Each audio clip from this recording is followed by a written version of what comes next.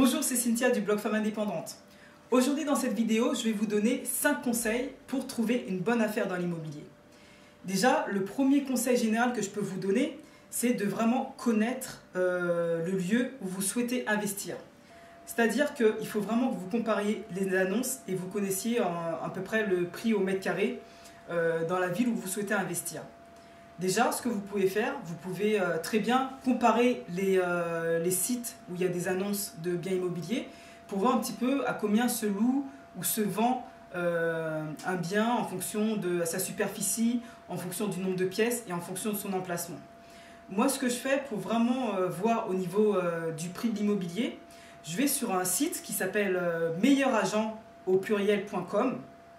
C'est un site vraiment très pratique où vous pouvez très bien taper une ville et ça vous donne un peu l'estimation du prix au mètre carré d'un bien immobilier.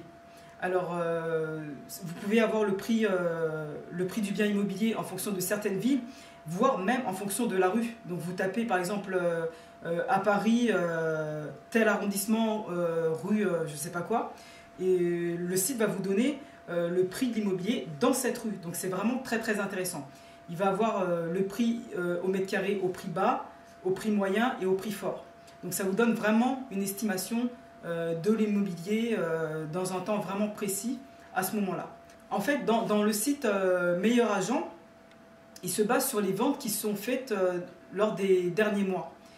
Donc il récolte ces informations auprès des notaires et ça permet justement de faire une estimation du prix au mètre carré dans telle ou telle ville. Donc voilà, ça c'est le premier conseil que je peux vous donner, c'est un conseil général. Avant d'investir, vraiment connaître le lieu où vous souhaitez investir. Premier conseil pour reconnaître une bonne affaire, c'est trouver un bien qui est en dessous du prix du marché. Alors comme je vous ai dit, il faut d'abord que vous connaissiez vraiment votre environnement au préalable et connaître les prix du marché. Si vous trouvez une annonce, un bien immobilier dont le prix est en dessous du marché, déjà c'est vraiment une bonne chose. Deuxième conseil, c'est vraiment de repérer les annonces où il n'y a pas de photos. Pourquoi les annonces qui n'ont pas de photos sont vraiment des annonces qui peuvent être des bonnes affaires? Déjà, ce sont généralement des annonces qui font peur. Je m'explique. Si l'agent immobilier décide de ne pas mettre de photos par rapport à une annonce, c'est que soit le bien, il y a beaucoup de travaux à faire et qu'il n'ose pas montrer un petit peu les travaux qu'il y a à faire dans l'appartement, soit la décoration est pourrie, soit il y a quelque chose qui cloche par rapport à l'appartement. C'est pas un appartement super glamour, un appartement super sexy qu'on a envie de visiter, qu'on a envie d'acheter tout de suite. Donc justement, si vous voyez des annonces où il n'y a pas de photos, c'est peut-être que c'est une bonne affaire. C'est une bonne affaire, pourquoi? Parce que justement, c'est peut-être un appartement qui est un petit peu repoussant. Et les appartements repoussants, les gens ne vont pas forcément l'acheter tout de suite. Ils vont être un petit peu réticents à l'acheter. Vous, c'est pas grave. Si la déco ne vous plaît pas, c'est ce qui est le plus important. La déco, c'est pas grave. Vous faites quelques travaux de rénovation, vous faites une déco à votre goût et dans des tons neutres qui puissent plaire à tout le monde. C'est pas grave, ça peut se changer. Donc voilà. Mais les gens ne pensent pas forcément comme vous. Donc les gens, ce qu'ils vont regarder, c'est plus un bel appartement comme dans les émissions de Stéphane Plaza ou dans Déco où il y a une super déco pour vraiment avoir le coup de cœur et qui seront prêts à acheter ces biens. Vous, focalisez-vous sur les annonces qui n'ont pas de photos. C'est un deuxième conseil pour repérer les bonnes affaires. Troisième conseil que je peux vous donner pour reconnaître une bonne affaire. Jouez votre maquerelle. N'hésitez pas. Alors, c'est quoi faire sa maquerelle? C'est être un petit peu curieux. Si vous avez un agent immobilier qui vous fait visiter le bien, n'hésitez pas à avoir des renseignements sur le vendeur. Qui est le vendeur? Est-ce qu'il est célibataire? Est-ce qu'il est marié? Est-ce qu'il a une famille? Pourquoi souhaite-t-il vendre l'appartement? Est-ce qu'il a une mutation? Il doit quitter cette région par rapport à son travail? Est-ce qu'il y a eu un décès dans sa famille et que finalement cet appartement est un héritage et du coup il payera des frais et il a envie de le vendre au plus vite? Est-ce que c'est un divorce? Est-ce que le vendeur est en train de divorcer et il veut absolument vendre cet appartement?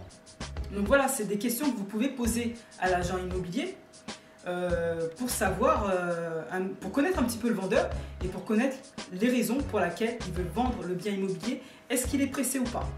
Donc ça, c'est la troisième astuce pour connaître si vous pouvez faire une bonne affaire dans l'immobilier. Ce que vous pouvez poser comme question aussi à l'agent immobilier, c'est depuis quand le vendeur a acheté le bien. C'est-à-dire, ça peut vous donner une idée de la date à laquelle il a acheté, par rapport au crédit. Qu'est-ce qui lui reste comme crédit à rembourser à la banque? Est-ce qu'il a fini son crédit? Est-ce qu'il a acheté récemment? Et du coup, voilà, c'est un crédit tout récent. Donc ça vous donne des informations sur le vendeur.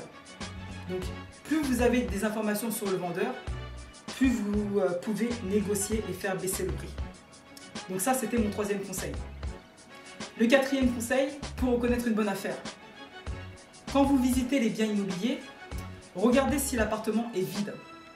C'est très important. Alors pourquoi est-ce que c'est important de voir si l'appartement est vide ou s'il est meublé ou s'il est occupé? Si vous visitez un appartement vide, ça veut peut-être dire que le vendeur a déménagé, a changé d'appartement, qu'il habite dans un nouvel logement et l'appartement qu'il veut vendre lui coûte encore de l'argent. Pourquoi? Parce qu'il n'y a pas de locataire qui rembourse le crédit immobilier, ou même si le vendeur a fini de rembourser son crédit sur le bien qu'il est en train de vendre, il a quand même des charges de copropriété à payer tous les mois.